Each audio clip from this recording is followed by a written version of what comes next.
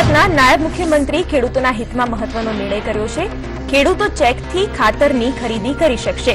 GNFC, GSFC, ઇફકોનું ખાતર લેવાના check સ્વીકારવામાં આવશે। ચેક સ્વીકારવા કાઉન્ટર ઉભા કરાશે। જિલ્લા ખરીદ વેચાણ સંઘને પણ ચેક પર ખાતર અપાશે, એમ પણ ડેપ્યુટી સીએમ નીતિન પટેલે જણાવ્યું હતું। માહિતી મેળવી તો 250 થી 300 જેટલા સ્ટોલ એમના ગુજરાતમાં વિવિધ તાલુકા મથક ઉપર ડીલર તરીકે આપેલા છે। તો સીધું ત્યાંથી જીએસએફસી નું ખાતરનું વેચાણ થાય। તો રાજ્ય સરકારે સૂચના આપી છે, કંપની એનો અમલ પણ સ્વીકાર્યો છે કે કોઈ નાગરિક રોકડા પૈસા ન ભરે અને જેટલું ખાતર લીધું હોય, કોઈ 5 થેલી લઈ જાય, કોઈ ખેડૂત મોટા હોય તો 10 થેલી લઈ જાય, કોઈ એનાથી પણ વધારે લઈ જાય, તો જે રકમ એની થાય બિલની એ ચેક આપે તો ચેક સ્વીકારવાની પણ કંપનીમાં આપણે સૂચના આપી છે। ધોરણે કામ કરતી મોટી ઉત્પાદક કંપની છે, એમને પણ આપણે માહિતી અને સૂચના આપી છે કે તમે પણ તમારા ડીલરો મારફતે આ પદ્ધતિથી ઝડપથી ખેડૂતોને ચેક આપે તો સામે ખાતર મળતું થઈ જાય, એ પ્રમાણેની કાર્યવાહી કરો।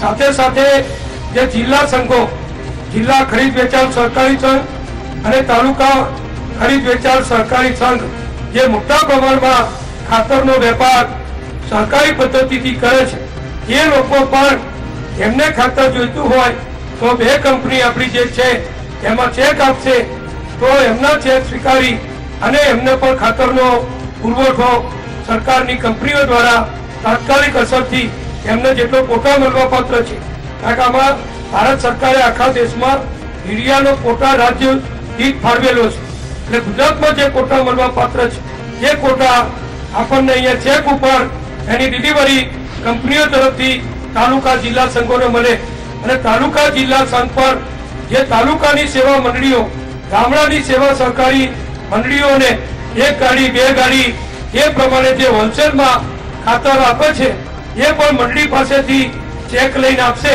તો ચેક। મહાનગરપાલિકા અને નગરપાલિકામાં ટેક્સની રકમ ભરપાઈ કરવા જૂની નોટ સ્વીકારાતા સરકારી તિજોરીઓ રોકડથી છલકાવા લાગી છે। રાજ્યની પાલિકા મહાનગરપાલિકામાં ટેક્સ ભરવા લાંબી કતાર લાગી છે।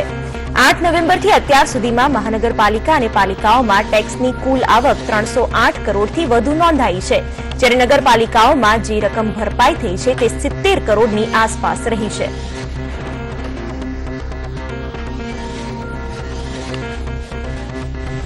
મહાનગરપાલિકામાં સૌથી વધુ આવક એ સુરત મહાનગરપાલિકામાં 94 કરોડ 64 લાખ રૂપિયાની થઈ છે। એવી રીતે અમદાવાદમાં 90 કરોડ રૂપિયાની આવક થઈ છે। રાજકોટ મહાનગરપાલિકાને 28 કરોડ 44 લાખ રૂપિયાની આવક થઈ છે। વડોદરામાં 11 કરોડ 5 લાખ રૂપિયાની આવક થઈ છે। જામનગરમાં 5 કરોડ 40 લાખ રૂપિયાની આવક થઈ છે। ભાવનગરમાં 3 કરોડ 15 લાખની આવક થઈ છે। ગાંધીનગરમાં 2 કરોડ 18 લાખની આવક થઈ છે અને જૂનાગઢમાં 2 કરોડ 63 લાખ રૂપિયાની આવક થઈ છે। આ પ્રમાણે 308 કરોડ રૂપિયા એક અઠવાડિયાના ટૂંકા ગાળામાં નગરપાલિકાઓને ટેક્સ રૂપે મળ્યા છે। કાળા નાણાં પર રોક લગાવવા 500 ની 1000ની નોટ પર પ્રતિબંધનો કેન્દ્ર સરકારનો નિર્ણય અસરકારક સાબિત થઈ રહ્યો છે। પોસ્ટ विभागની तिजोरी પણ छलोछल થઈ ગઈ છે। पूरे गुजरात में तकरीबन हर रोज हम करीब 8 करोड़ रुपए एक्सचेंज हो रहे हैं और तकरीबन 250 से 350 करोड़ रुपए के बीच में डेली हमारी टोटल एक्सचेंज और डिपॉजिट को मिला के टोटल 250 से 350 करोड़ डेली आ रहा है। બ્લેક મનીને કંટ્રોલ કરવા માટે મોદી સરકારે 500 અને 1000 રૂપિયાની નોટને બેન કરવાનો નિર્ણય કર્યો છે। આ જાહેરાતથી ગુજરાત સહિત સમગ્ર દેશની બેંકોમાં લોકોએ લાઈનો લગાવી છે, ત્યારે સતત 7મા દિવસે પણ ગુજરાતના શહેરોમાં સવારથી જ એટીએમ અને બેંકો બહાર લાંબી લાઈન લાગી ગઈ છે। અમદાવાદમાં કેટલાક ઠેકાણે એટીએમ બંધ હોવાથી લોકોએ હાલાકીનો સામનો પણ કરવો પડ્યો। ચલણી નોટ બદલાવા માટે 6ઠ્ઠા દિવસે રાજકોટની બેંકમાં પણ વહેલી સવારથી જ લાંબી કતારો લાગી ગઈ હતી।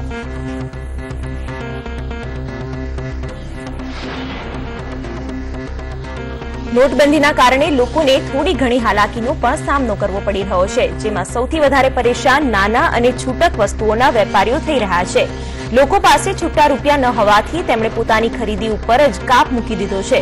છૂટા રૂપિયાના અભાવે વડોદરાનું ફ્રૂટ માર્કેટ હાલ બંધ જેવી પરિસ્થિતિમાં મુકાઈ ગયું છે. તો ડાયમંડ સિટી સુરતમાં નોટ બદલાવવા માટે લોકો કતારમાં ઉભા છે. સુરતના અલગ અલગ વિસ્તારના દ્રશ્યો આપ જોઈ શકો છો. અલગ અલગ વિસ્તારની બેંકો અને પોસ્ટ ઓફિસ બહાર જૂની નોટો બદલાવા લાંબી લાંબી લાઈનો લાગી છે. ચોક બજાર વિસ્તારમાં આવેલી એસબીઆઈની મેઇન બ્રાન્ચ અને લાલગેટ વિસ્તારની બેંકની બ્રાન્ચમાં પણ લોકો લાઇનમાં બેઠા છે. જ્યારે મહિધરપુરા હેડ પોસ્ટ ઓફિસ અને નાનપુરા પોસ્ટ ઓફિસની બહાર મોટી સંખ્યામાં લોકો ધામા નાખીને બેઠા હતા.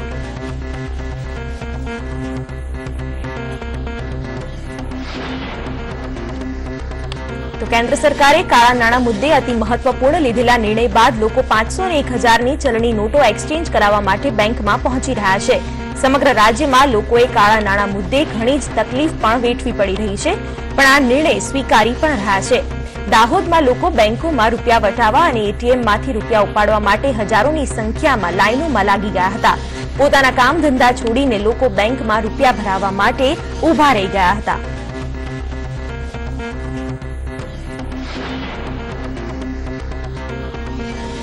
તો રાજ્યમાં નાણાબંધીના પગલા બાદ નવી નોટો લેવા માટે લાઈનોમાં ઉભા રહેલા લોકો કેટલાક જુગાડ કરતા પણ જોવા મળ્યા. તો ક્યાંક માનવતા ખીલી હોય, લોકોને મદદ કરવા માટે પણ આવ્યા હોય તેવા વ્યક્તિઓ પણ દ્રશ્યમાન થયા હતા. દાહોદમાં લોકો લાઈનમાં કલાકો ઉભા રહેવાને બદલે ચપ્પલ મૂકીને ચાલ્યા ગયા હતા.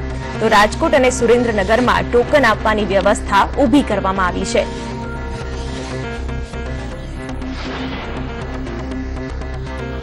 ₹500 અને 1000 રૂપિયાની નોટબંધીને પગલે સામાન્ય લોકોને કેટલીક અગવડતાનો સામનો પણ કરવો પડી રહ્યો છે. આ વાત સરકાર અને રિઝર્વ બેંકના ધ્યાને આવતા તેમણે કેટલીક ગાઈડલાઇન્સ પણ બનાવી છે, જેનો ક્યાંક અમલ થાય છે તો ક્યાંક અમલ ન થવાની ફરિયાદો પણ ઉઠી રહી છે.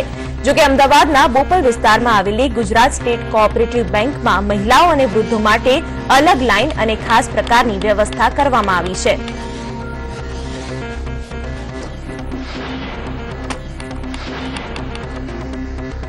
દેશમાં હાલ કાળા નાણાં રાખનાર પર સરકારે જે સર્જિકલ સ્ટ્રાઇક કરી છે તેને લઈ સૌ કોઈ ખુશ છે. આનાથી થોડી તકલીફોનો સામનો કરવો પડી રહ્યો છે.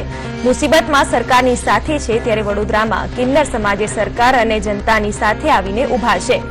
ખુલ્લા રૂપિયા આવી જાય ત્યાં સુધી કોઈ કિન્નર બક્ષિસ લેવા પણ નહીં જાય અને જ્યાં જશે ત્યાં પણ જે આપે તે આશીર્વાદ તરીકે લઈ આપવાની બાંહેધરી આપી છે.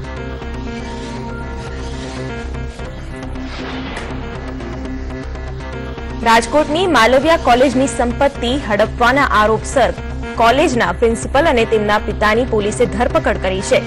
આરોપીઓએ વસંત માલવિયાની અબજો રૂપિયાની મિલકત પચાવી પાડવાનું કાવતરું ઘડ્યું હતું અને ખોટા દસ્તાવેજો તૈયાર કર્યા હતા.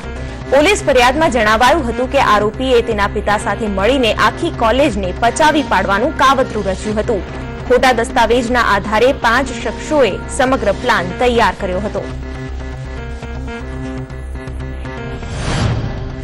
જે રજૂઆત હતી અને જે આક્ષેપો હતા એ અરજદારે જણાવેલ કે જે સામાવાળા છે મનોજભાઈ શાહ અને વિશાલભાઈ એ લોકોને મળીને એક ખોટા ઠરાવ બુકોમાં ખોટા ઠરાવ તૈયાર કરેલા.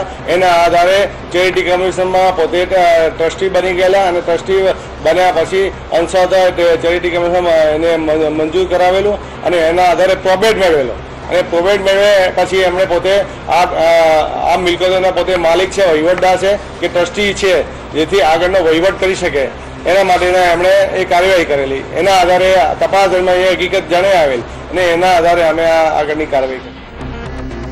અમદાવાદના પૂર્વ વિસ્તારમાં સરકારી ગૌચર અને તળાવોની જમીન પર ભ્રષ્ટ ચિરીપાલે ગેરકાયદે ફેક્ટરીઓ ઊભી કરી દીધી છે, જેમાં પીપળજમાં ગામતળની 6000 ચોરસ મીટર જમીન પર ચિરીપાલે ગેરકાયદે શાંતિ પ્રોસેસ નામનું ગેરકાયદે ઇન્ડસ્ટ્રીયલ એકમ ઊભું કર્યું છે. જ્યારે સેજપુર અને ગોપાલપુરમાં 10000 ચોરસ મીટરની ગાર્ડન માટેની જમીન પર ગેરકાયદેસર ફેક્ટરી ઊભી કરી દેવામાં આવી છે. તો ગ્યાસપુર, સેજપુર અને ગોપાલપુરમાં તો સરકારી ગૌચર અને તળાવની જમીન પર ગેરકાયદે ફેક્ટરીઓના બાંધકામ કરી પચાવી પાડવામાં આવી છે, જે અંગે અનેક ફરિયાદો બાદ તંત્ર દ્વારા નોટિસ પાઠવી બાંધકામ તોડવાનો દોડ કરવામાં આવે છે.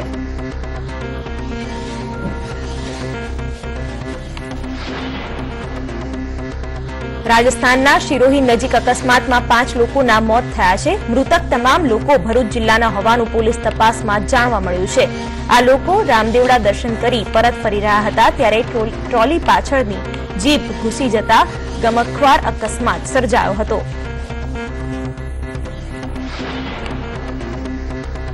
સુરેન્દ્રનગરના દાલમીલ રોડ પર આવેલી જીએસપીસીની પાઇપલાઇનમાં લીકેજની ઘટના સામે આવી છે. બુધવારે સવારે બનેલી આ ઘટનામાં લીકેજના પગલે આગ પણ લાગી હતી. થોડોક સમય માટે આગના પગલે દોડધામ મચી ગઈ હતી, પરંતુ ફાયર ફાઇટરે આગ પર કાબુ મેળવતા લોકોએ રાહતનો શ્વાસ લીધો.